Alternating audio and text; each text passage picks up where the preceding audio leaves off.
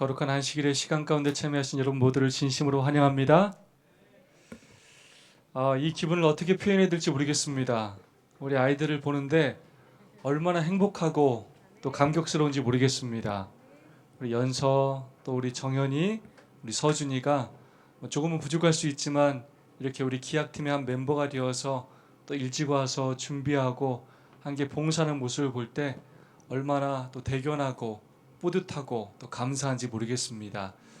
성도님들이 오랫동안 기도하시면서 또 교육 헌금을 위하여 수고하신 그 모든 것들이 조금이라도 이렇게 열매로 맺어지는 것 같아서 얼마나 감사한지 모르겠고, 앞으로도 더 우리 더 많은 우리 어린이 학생 청년들이 우리 교육 헌금과 우리 뮤직스쿨을 통하여 더 많은 찬양 봉사자와 또 사역자로 그렇게 일하게 될 것을 진심으로 확신합니다. 우리 수고해 주신 우리 기약팀의 우리 안은지 집사님 진심으로 감사를 드립니다. 한 주 동안 너무나 추웠죠? 네, 정말로 각자의 삶의 터전에서 고생 많으셨습니다. 이 안식에 참된 위로와 쉼을 누리는 거룩한 안식이 되기를 간절히 소망합니다. 옆 사람과 사랑과 소망을 담아서 인사하고 시작하도록 하겠습니다. 하늘까지 함께 갑시다. 인사해 주시면 감사하겠습니다. 방송실 볼륨 조금만 더 높여 주시면 감사하겠습니다.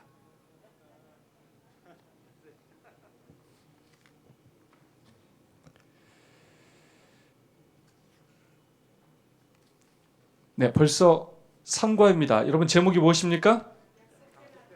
약속된 아들이라는 제목입니다. 약속된 아들. 이스라엘 백성들이, 유대인들이 가장 소망하는 두 가지가 있는데 그것은 무엇에 대한 약속이냐면 바로 아들에 대한 약속과 또 땅에 대한 약속입니다. 그것들을 가장 귀한 소망으로 여기고, 특별히 메시아에 대한 그 약속을 그들이 가슴에 품고 살기 때문에 모든 여인들의 그 꿈이 바로 자신을 통하여 약속된 그 아들 메시아를 낳는 것입니다. 성경이 총 몇 권으로 이루어져 있습니까? 66권으로 이루어져 있지만 우리는 그 책을 크게 두 개, 구약과 신약으로 이렇게 나누고 있고요. 그 구약과 신약의 주인공이 누굽니까? 바로 예수 그리스도이십니다. 구약은 초림하실 예수님에 대한 약속, 신약은 재림하실 예수님에 대한 약속으로 그렇게 이루어져 있는 것입니다. 근데 바로 그 예수 그리스도가 지금 이 상과의 표현대로 누구라고요? 약속된 아들이라는 것입니다. 구약에서 예언했던 그 약속된 아들이 이 땅에 오신 것이고, 그리고 마침내 그분이 재림하실 것이라는 것입니다. 그리고 그분께서 재림하시기 전에 재림이 지체되는 듯해 보이는 바로 이때 그분이 무엇을 하고 계시는지를 히브리서는 우리에게 보여주고 있는 것입니다. 이번 주 TMI 함께 살펴보도록 하겠습니다. 험담을 자제하고 좋은 말만 하세요. 우리가 작정하고 험담을 하진 않지만 때로 나도 모르게 또 그런 분위기에 휩쓸려서 험담을 할 수도 있습니다. 연약한 우리의 모습을 우리가 때로 깨닫게 됩니다.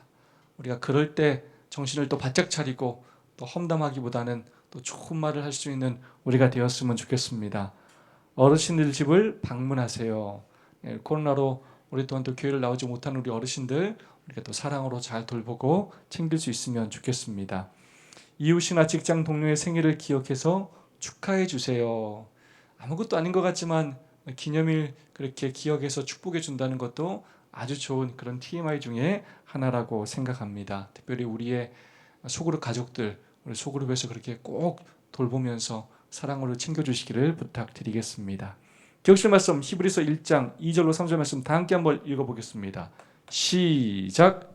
이 모든 날 마지막에는 아들을 통하여 우리에게 말씀하셨으니 이 아들을 만유의 상속자로 세우시고 또 그로 말미암아 모든 세계를 지으셨느니라.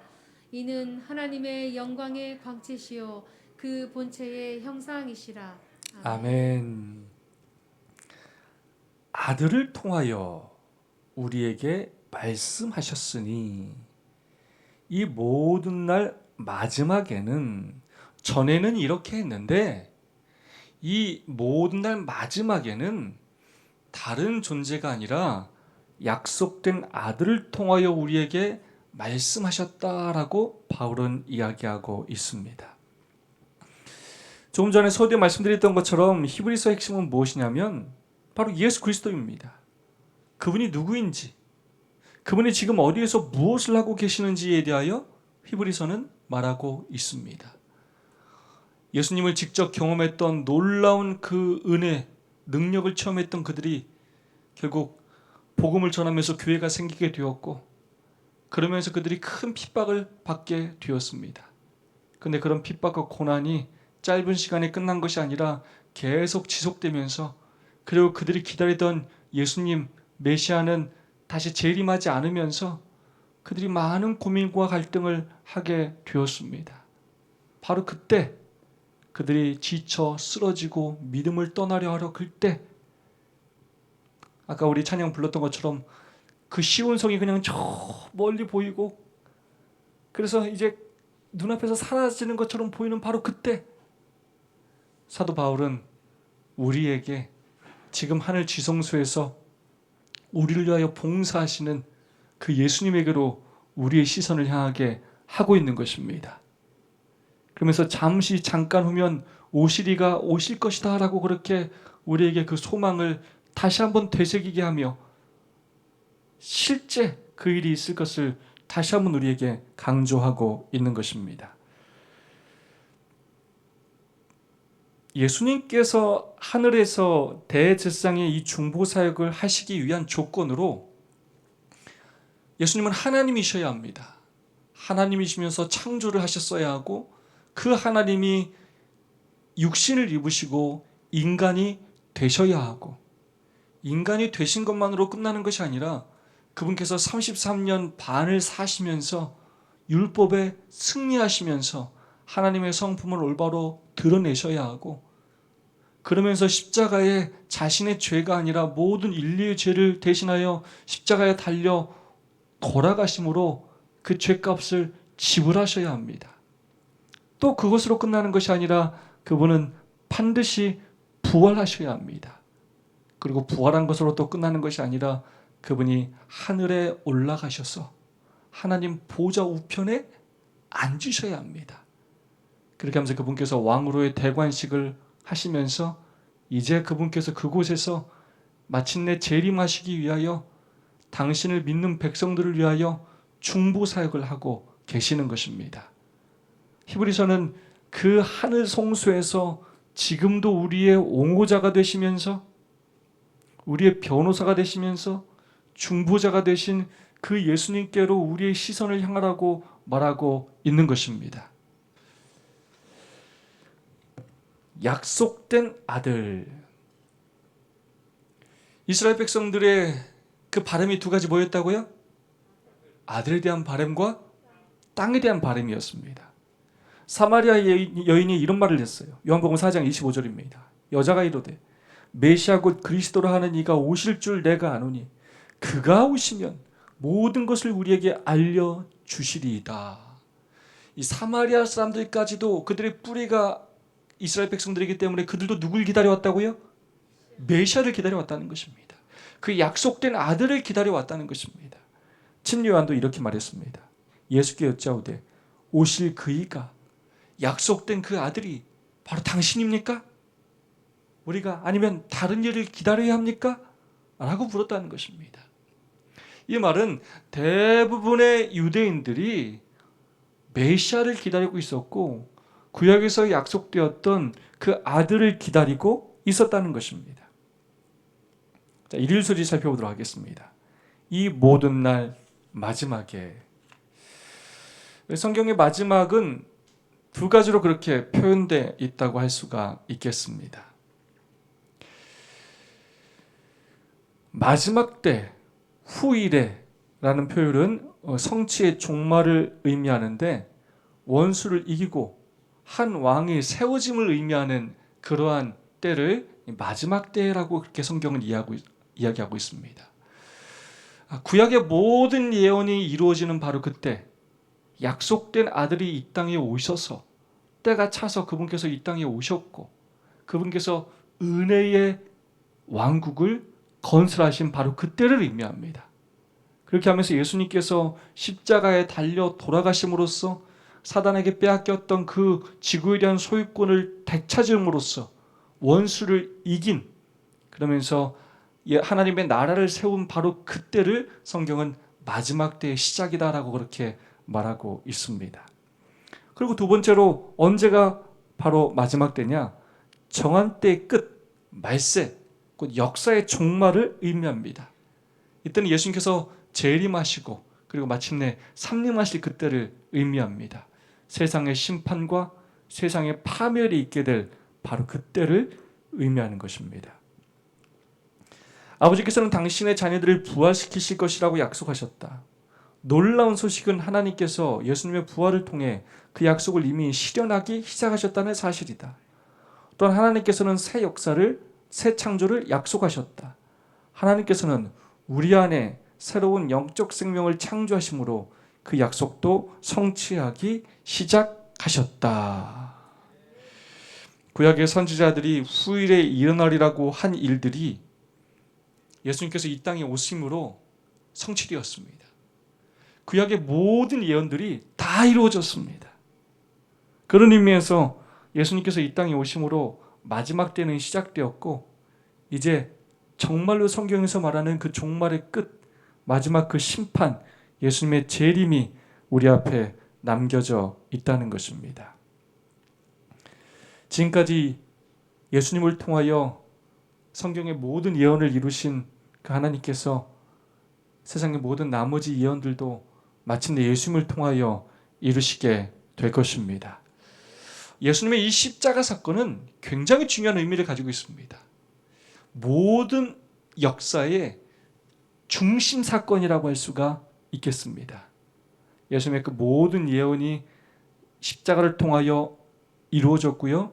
결국 소유권을 회복하셨고, 이제 마침내 예수님께서 선악간에 심판하실 일만 남아 있는 것입니다. 마지막 때를 위해 준비해야 한다. 우리는 우리의 자녀들을, 가정의 모든 식구들을 위해서 열심히 노력해야 한다. 바른 입장에서 일하자. 예수께서 오신다. 만일 우리가 이 마지막 때의 영혼을 고상하게 하는 진리에 눈이 멀게 되는 생활을 한다면 어떻게 우리가 진리를 통하여 거룩하게 될 수 있을까? 우리가 어떻게 불멸을 위해 준비될 수 있을까? 주께서 우리를 도우사 전에 없던 일을 여기서 시작할 수 있기를 기도한다. 아멘. 특별히 마지막 때를 위해서 준비하는데 누구를 위해서 여러분 열심히 노력해야 한다고요? 자녀들을 위해서. 또 누구를 위해서요? 식구들을 위해서 열심히 노력해야 한다는 것입니다. 정말 마지막 때가 가까웠다는 것입니다. 우리 가장 가까이에 있는, 가장 사랑하는 우리의 자녀들과 가족들을 위해서 더 열심히 그들이 재림을 준비하며 살 수 있도록 노력하는, 또 기도하는 우리 모두가 되었으면 좋겠습니다. 자, 이 마지막 때 예수님께서 십자가에 달려 돌아가시고 이제 그분께서 부활 승천하셔서 이제 그분께서 하늘 지성소에서, 성소에서 봉사를 시작하신 후에 이 모든 날 마지막에 누구를 통하여 우리에게 말씀하고 계시다고요? 아들을 통하여 우리에게 말씀하고 계시다는 것입니다. 다시 한번 히브리서 1장 2절로 3절 읽어보겠습니다. 시작. 이 모든 날 마지막에는 아들을 통하여 우리에게 말씀하셨으니 이 아들을 만유의 상속자로 세우시고 또 그로 말미암아 모든 세계를 지으셨느니라. 이는 하나님의 영광의 본체시요 그 본체의 형상이시라. 교과는 이렇게 표현했습니다. 교과의 저자는 헬라 원문으로 볼 때 신약 전체에서 가장 아름다운 문장으로 손꼽힌다라고 표현하고 있어요. 근데 저희가 지금 헬라어를 함께 살펴보진 않기 때문에 그 의미를 정확히 알 수는 없지만, 제가 개인적으로 생각할 때 이 히브리서 1장 2절로 3절은 굉장히 위대한 성경절입니다. 어떤 면에서 위대한 성경절이냐면 예수님에 대하여 이렇게 간략하면서도 정확하게 표현한 성경절을 찾기가 쉽지가 않습니다. 이런 성경절과 비슷한 성경절을 찾는다면 요한복음 1장 정도, 1장 1절로 2절 정도를 얘기할 수 있을지 모르겠는데, 그것보다 더 자세하게 약속된 메시아 예수님이 누구신지에 대하여 아주 정확하게 이야기하고 있습니다. 아들, 그 아들이 누구냐? 만유의 상속자이고 모든 세계를 지은 뭐고요? 창조주이고 예수님이 누구라고요? 하나님의 영광의 광채시고 또 그 본체의 형상이다. 이 짧은 그 안에 예수님이 누구신지, 예수님이 하나님이심을, 그리고 예수님이 하시는 사역들이 무엇인지를 너무나 정확하게 우리에게 보여주고 있기 때문입니다. 아들을 통하여 우리에게 말씀하셨다. 여러분, 하나님의 뜻을 대신 전하는 사람 우리가 뭐라고 표현합니까? 선지자라고 얘기합니다. 선지자. 그래서 구약에 많은 선지자가 있었습니다. 아주 위대한 선지자들이 있었죠.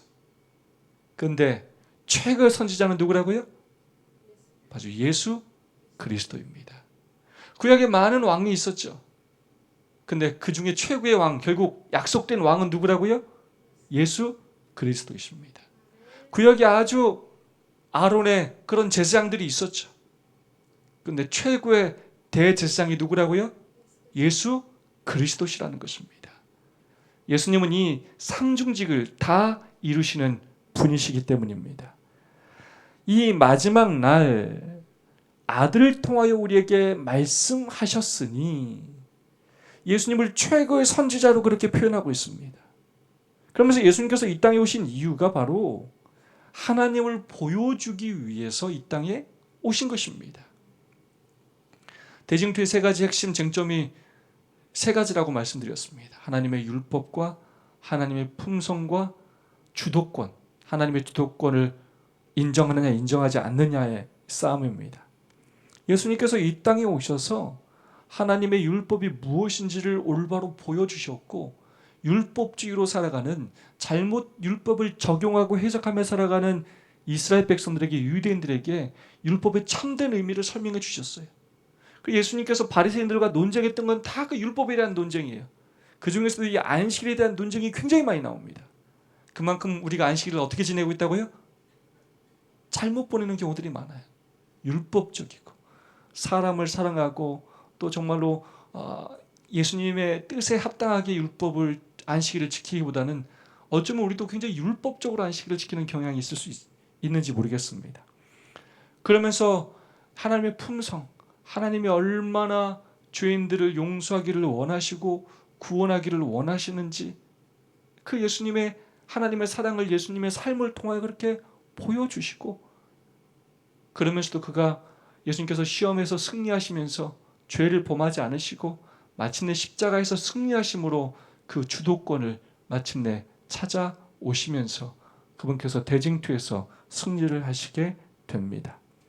그러면서 결국 예수님은 하나님을 보여주신 것입니다. 예수님께서 요한복음 14장 9절에 이렇게 말씀하셨습니다. 나를 본 자는 아버지를 보았거늘. 그래서 예수님이 이 땅에 오신 여러 이유가 있지만 그 중에 하나 굉장히 중요한 이유는 바로 하나님을 보여주시기 위함입니다. 그래서 그분께서 하나님을 대신하여 최고의 선지자로 말씀하셨고 율법을 보여주셨고 품성을 보여주셨고 하나님께서 당신의 백성들을 다시금 되찾기를 원하셨던 것처럼 예수님께서 십자가에 달려 돌아가심으로 죄인들을 용서하시며 그 소유권들을 되찾는 일을 이 땅에서 하신 것입니다. 다 함께 한번 읽어볼까요? 구약은 시작. 구약은 참된 하나님의 뜻을 알려주었다. 하지만 아들이 이 땅에 오셨을 때 마침내 구약의 의미를 보다 더 완전하게 이해할 수 있게 되었다. 마치 퍼즐 박스에 그려져 있는 그림, 각각의 퍼즐 조각이 어디에 들어가야 하는지 가르쳐 주는 것처럼 예수님께서는 아버지를 나타내셨고 그를 통해 구약에 기록된 많은 말씀의 참된 의미를 드러내 보여주셨다. 아멘. 예수님께서 그냥 말만 하신 것이 아니라 약속된 아들이 이 땅에 오시면서 정말로 구약의 모든 예언을 이루시면서 그 맞춰지지 않았던 것처럼 보였던 그 퍼즐 조각을 다 맞춰주시면서 삶으로 그 모든 예언들을 또한 그렇게 이루어 주셨다는 것입니다. 그러면서 예수님은 아버지를 나타내셨고 구약에 기록되어 있던 많은 제사의 의미들 또 여러 예언의 의미들을 예수님께서 직접 참된 의미를 몸소 드러내 보여주셨다는 것입니다. 활서주입니다. 하나님의 영광의 광채. 출애굽기 24장 16절 17절 말씀입니다. 여호와의 영광이 시내 산 위에 머무르고 여세 동안 산을 가리더니 일곱째 날에 여호와께서 구름 가운데서 모세를 부르시니라. 산 위에 여호와의 영광이 이스라엘 자손의 눈에 맹렬한 불같이 보였고 마태복음 17장 1절로 2절도 한번 읽어보겠습니다. 엿새 후에 예수께서 베드로와 야고보와 그 형제 요한을 데리시고 따로 높은 산에 올라가셨더니 그들 앞에서 변형되사 그 얼굴이 해같이 빛나며 옷이 빛과 같이 휘어졌더라. 여러분 이 제목이 굉장히 중요합니다. 예수님이 뭐라고요? 하나님의 영광의 광채시라는 것입니다. 빛이라는 것은 하나님께서 임재하시는 곳에 나타나게 됩니다. 그래서 지구의 첫째 날 빛이 있으라 하는 그 의미는 하나님께서 이 지구에 이렇게 임재하신 것을 의미한다고 이야기할 수도 있겠습니다. 하나님은 영광으로 자신을 이렇게 나타내 보이십니다. 직접 자신을 보이시면 우리가 다 죽기 때문에 당신의 영광을 통하여 당신의 임재를 우리에게 이렇게 나타내 보이신다는 것입니다. 그래서 지금 출애굽기 24장에서도 여호와의 영광을 이스라엘 백성들에게 모세를 통하여 이렇게 보여주신 것입니다. 또 변화산에서도 마찬가지입니다. 엄청난 빛으로 하나님께서 이 땅에 임재하신 것을 이렇게 보여주신 것입니다. 바로 예수님께서 그러한 분이라는 사실을 제자들로 하여금 깨닫게 하셨다는 것입니다. 그러면서 예수님이 본체의 형상이시고 하나님의 영광의 광채라고 히브리서는 우리에게 이야기하고 있는 것입니다. 히브리서 당시 많은 유대인들은 이 땅에 오신 예수님을 직접 눈으로 봤습니다. 예수님의 그 인성, 예수님이 인간으로 오셨기 때문에 그들의 의문점은 무엇이었냐면 그들이 왜 예수님을 하나님으로 인정하지 않았냐면 하나님으로 성경에 그 예언된 그 메시아라고 그들이 믿지 않았습니다. 왜냐? 로마를 정말로 무찌르고 정치적인 그런 메시아를 그들이 기대했기 때문에 예수님을 하나님으로 인정하지 않았습니다. 결국 이 히브리서 또 요한복음에서 강조하고 싶은 내용은 무엇이냐면 예수님이 인성을 입으셨지만 그분이 누구시라고요? 그분이 바로 하나님이시다라는 사실을 우리에게 말해주기를 원하는 것입니다. 그래서 히브리인들에게 그 예수님이 이 땅에 오셨던 그 약속된 아들이 바로 하나님이다. 그분이 하나님의 영광의 광채시고 본체의 형상이시다라고 우리에게 말하고 있는 것입니다. 시대소망 663페이지는 이렇게 말합니다. 그리스도께서는 인간이 되셨을 때라도 하나님으로 존재하는 일을 그치지 않으셨다. 그분께서 신성 100%, 인성 100%를 다 가지신 분이기 때문에 인성을 입으셨다 할지라도 그분의 신성을 어떻게 없앨 수가 없으셨어요. 그래서 하나님으로 존재하시는 일을 그치지 않으셨습니다. 그래서 그분께 가장 어려운 일은 그분의 신성을 완전히 감추시는 일이에요. 비록 그분이 자신을 낮추어 인간이 되셨을지라도 신성은 여전히 그분의 것이었다. 그래서 우리가 이 인성과 신성에 대해서 이해한다는 건 우리의 이런 지혜로는 사실 거의 불가능하다고 볼 수가 있겠습니다. 정말로 믿음이 필요한 부분이라고 할 수 있겠는데 우리가 정말로 깊이 이해해야 될 사실은 예수님께서 이 땅에서 자신의 신성을 가리우고 신성을 사용하지 않는 것이 얼마나 어렵고 얼마나 위대한 일인지를 우리가 깨달아야 합니다. 그것을 사용하지 않으시면서 죄에서 승리하시고 고난당하시고 핍박당하시고 외면당하시면서도 그분께서 그 모든 걸 참으셨다는 것이 정말 너무나 위대하고 놀라운 일인 것입니다. 그리스도께서만 인간에게 아버지 하나님을 나타낼 수 있었으며 제자들은 3년 동안이나 그 나타내심을 볼 수 있는 특권을 가졌다. 그래서 예수님 막 가리려고 해도 그냥 그분이 하나님이시기 때문에 그분의 모습에서 누구를 볼 수 있게 된다고요? 하나님을 볼 수 있게 되는 거예요. 그래서 제자들은 그 하나님이신 그 예수님을 그렇게 가까이에서 3년 반 동안이나 볼 수 있는 놀라운 특권을 가지고 있었다는 것입니다. 우리가 이 신성과 인성을 이해할 때 반드시 핵심적으로 마음에 새겨야 될 단어가 바로 이 겸손이라는 단어예요. 인성을 입으셨다는 것이 얼마나 예수님 자신을 낮추시는 일인지 우리는 사실 별로 그걸 이해하기가 어려워요. 우리가 뭐 대단히 낮아져 본 적이 없기 때문에 우리가 대단히 높은 사람도 아니고 그 높은 자리에서 굉장히 낮아지는 경험을 해본 적이 없기 때문에 그 겸손이 뭔지를 우리가 알기가 어려워요. 근데 예수님은 우주의 주인이시고 만왕의 왕이신데 그분이 정말로 피조물 중에 하나인 그것도 당신을 거절하고 배반한 그 인간의 몸을 입고 이 땅에 오셨다는 것입니다.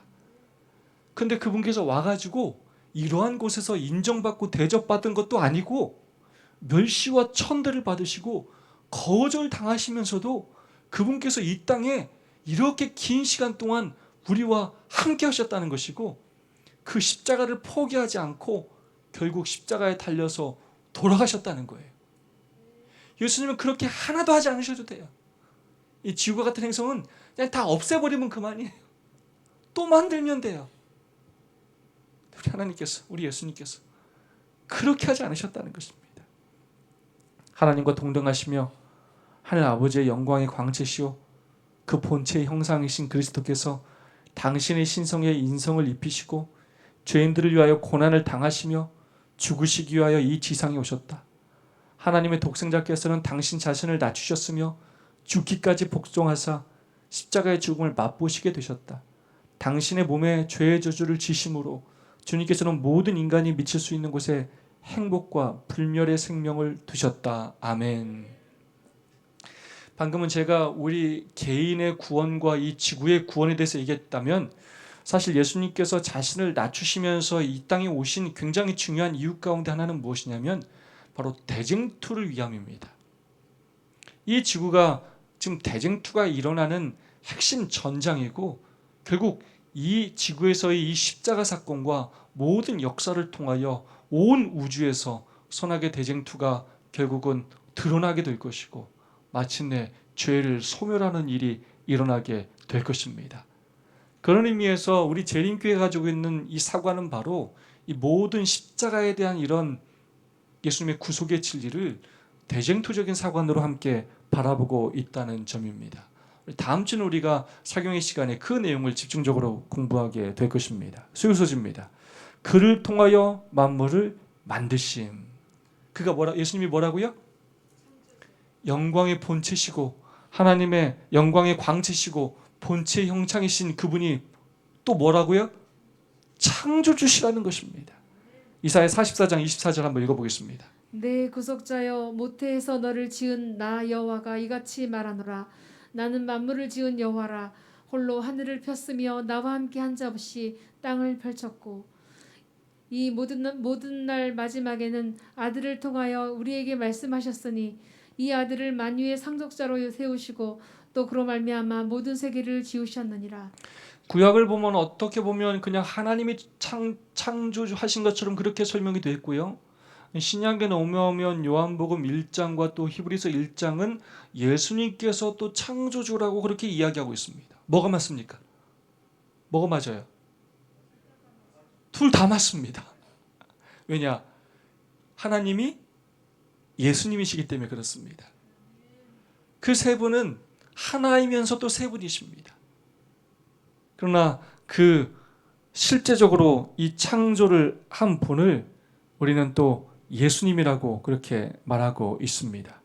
예수님께서 창조하셨고 하나님께서도 창조하셨지만 창조주는 한 분이시다. 이는 예수님이 하나님이심을 의미한다. 한편 히브리서 4장 13절은 예수님은 심판자이심을 보여준다. 통치하고 심판하는 예수님의 권위는 하나님께서 모든 것을 창조하셨고 만물을 붙들고 계심에서 비롯된다.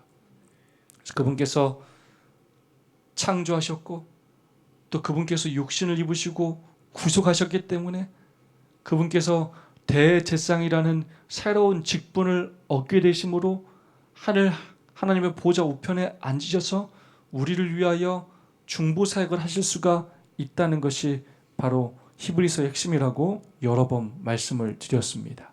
하나님과 함께 세상을 창조하신 예수님께서는 오늘 우리 삶의 모든 부분을 붙드시고 인도하고 계신다. 아멘. 창조하셨기 때문에 지금도 우리를 붙드시고 인도하고 계신다는 것입니다. 그게 다르게 말하면 예수님이 왕이라는 의미고 또 그게 다르게 말하면 예수님이 중보자라는 의미입니다. 또 그걸 다르게 말하면 그분이 창조주라는 의미예요. 제가 주아와 서준이를 제가 낳았기 때문에 저희 아들과 딸이기 때문에 낳은 것뿐만 아니라 지금도 제 자녀이기 때문에 먹이고 챙기고 돌보는 것처럼 무슨 일이 있으면 나서서 대표자가 되어서 제가 그 일을 처리하는 것처럼 보호자 역할을 하는 것처럼 하나님께서 우리를 창조하셨기 때문에 우리가 죽을 수밖에 없게 되었을 때 그분께서 자신의 목숨까지 바쳐가면서 우리를 구원하셨고 그렇게 우리를 구원해 놓으셨기 때문에 우리가 잘못된 길로 가려고 하면 어떻게든 우리를 건져내려고 하시고 넘어지려고 하면 붙들려고 하시고 사단이 우리를 참소하려고 하면 방어하려고 하시고 끊임없이 우리를 붙드시고 인도하시고 축복해 주신다는 것입니다. 히브리서는 지금 그렇게 하늘 성소에서 우리를 위하여 일하고 계신 그 예수님을 뭐하라고요? 눈으로 바라보고 믿으라는 것입니다. 히브리서 11장에 믿음의 노독들이 보이지 않지만 그렇게 믿음으로 살았던 것처럼 우리도 예수님의 재림이 지체되는 듯 보일지 모르지만 흔들리지 말고 등한히하지 말고 흘려 떠내려가지 말고 멀기를 힘쓰며 믿음의 주여 온전케 하시는 이인 예수를 바라보며 그렇게 믿음으로 살라는 것입니다. 만물을 창조하신 그리스도 한번 읽어보겠습니다. 사도는 그의 형제들 앞에 그리스도를 하나님께서 그로 말미암아 만물을 창조하신 분으로 그리고 그들의 구원을 이루실 분으로 높였다. 그는 공간에서 세계들을 붙드시고 온 우주의 만물들을 질서정연하게 배열하시고 끊임없는 활동을 주관하시는 손이 바로 그들을 위하여 십자가에 못 박히신 손이라고 선언하였다. 아멘. 여러분이 얼마나 감동적인 표현입니까? 창조하시고 지금도 온 우주를 유지하시는 그 손. 사실 예수님은 그 손 안 쓰고 그냥 말로만도 다 하실 수 있는 분이에요. 근데 그분께서 이 땅에 오셔가지고 그 거룩한 손이 그 인간들의 그 죄 많고 더러운 손에 못 박히셨다는 것입니다. 그 십자가에 못 박히신 그 손이 바로 온 우주의 창조주이신 하나님의 손이라는 것입니다. 그분께서 우리를 사랑하셔서 얼마나 참으셨는지 얼마나 희생하셨는지 우리가 그 사랑을 가슴속 깊이 깨닫는 이 시간이 되었으면 좋겠습니다. 마지막입니다. 목요일서주입니다. 오늘 내가 너를 낳았다. 우리 시편 2편 7절 히브리서 5장 5절 말씀 읽어보겠습니다. 내가 여호와의 명령을 전하노라. 여호와께서 내게 이르시되 너는 내 아들이라. 오늘 내가 너를 낳았도다. 또한 이와 같이 그리스도께서 대제사장 되심도 스스로 영광을 취하심이 아니요 오직 말씀하신 이가 그에게 이르시되 너는 내 아들이니 내가 오늘 너를 낳았다 하셨고. 네, 하나님께서 예수님에게 이런 말씀을 하셨어요. 오늘 내가 너를 낳았다. 오늘 내가 너를 낳았다. 이 말은 우리가 그냥 육체적으로 낳았다라는 의미가 아니라 이 말의 의미는 임명된 통치자에게 그 땅에 대한 정당성과 권력을 부여할 때 사용하는 표현이라고 볼 수가 있겠습니다. 이것은 정치 법률적인 선언입니다. 로마와 그리스 세계에서는 통치자를 선택하고 임명할 때 그 권력을 이양할 때 내가 너를 낳았다. 다르게 말하면 내가 가지고 있는 그 모든 권력들을 너에게 준다라는 의미로 내가 너를 낳았다라고 이렇게 표현합니다. 마찬가지로 다윗의 그 왕권을 계승하는 의미로서 하나님의 나라의 주인이 예수님임을 그렇게 상징하는 표현으로서 내가 너를 낳았다라고 하나님께서 말씀하신 것입니다. 예수님께서 이 땅에서 침례받으실 때 하나님께서 이는 내 사랑하는 아들이요 내 기뻐하는 자라라고 그렇게 예수님을 당신의 아들로 그렇게 인정하는 사건이 있었습니다. 또한 굉장히 중요한 사건이 무엇이냐면 십자가 후에 오순절 성령이 내린 사건은 무엇이냐면 예수님께서 부활 승천하셔서 하나님의 보좌 우편에 앉으시면서 그분께서 왕으로 취임하시는 사건을 의미합니다. 그때 바로 내가 너를 낳았다.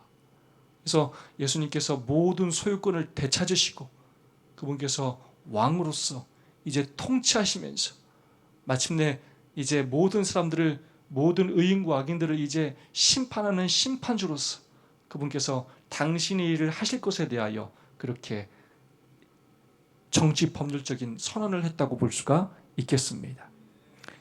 하나님께서 예수님을 낳았다는 것은 예수님의 존재 시작을 가리키는 것이 아니라 직접 하나님이 낳았기 때문에 예수님이 피조물이다. 뭐 요한 증인들이 얘기하는 것처럼 예수님이 피조물이라는 의미가 아니라 구원의 계획에 있어서 예수님께서 어떤 역할을 하시는지 예수님께서 왕으로 또 중보자로 심판자로 그 일을 하실 것에 대해서 성경의 예언을 이루시는 분임에 대하여 그렇게 예수님의 역할을 나타내는 것을 의미한다고 할 수가 있겠습니다. 생각해보면 아까도 얘기했지만 창조주, 하나님으로서 창조주, 인간으로서 구속주, 하나님과 인간 인성 신성의 100%일 때만 그리고 이 땅에서 죄에서 승리할 때만 얻으실 수 있는 그 이름 대제사장이라는 이름을 그분께서 얻으셔서 태초부터 지금까지 우리 예수님은 단 한순간도 쉬지 않으시고 우리를 위하여 살아계시면서 여전히 우리를 중보하고 계시고 인도하고 계시다는 것입니다. 이 얼마나 감사한 일입니까? 오늘 우리도 어쩌면 그런 생각을 할지 모르겠습니다. 히브리서를 썼던 이 당시에 유대인들이 특별히 그리스도인들이 그런 혼란과 핍박 가운데 살면서 왜 예수님께서 오시지 않는가? 과연 이 믿음을 지속해야 하는가? 이런 핍박 속에서 계속 내가 예수님 오시지 않는 예수님을 기다려야 하는가? 고민하고 갈등했던 것처럼 오늘 우리도 그러한 삶을 살아갈지 모르겠습니다. 이러할 때 우리가 이 히브리서의 기별을 다시 한번 가슴에 새기고 우리의 시선을 이 땅이 아니라 하늘 성소를 향함으로써 지금도 우리를 위하여 중보하고 계시고 우리의 구원을 위하여 힘써 일하고 계신 그 예수님을 가까이에서 만나고 경험함으로 새로운 힘을 얻고 이 믿음의 길을 포기하지 않고 힘있게 전진해 나가는 우리 모두가 되기를 간절히 소망하면서 오늘 말씀을 마치겠습니다. 두 분씩 또 세 분씩 짝을 지어서 오늘 감사의 제목과 또 말씀의 은혜를 나누고 또 결심하고 기도하는 시간을 갖겠습니다. 온 우주의 통치자 되시며 우리의 구원자 되시는 예수님의 능력이 오늘 그대의 삶에 어떤 변화를 일으키기를 원하십니까? 여러분의 삶에서 내가 이 부분이 좀 더 변화됐으면 좋겠다 하는 그런 바람들, 그런 소망들, 그것들을 좀 함께 나눠주시고 그것들을 예수님께 좀 맡기는 그런 시간을 갖도록 하겠습니다.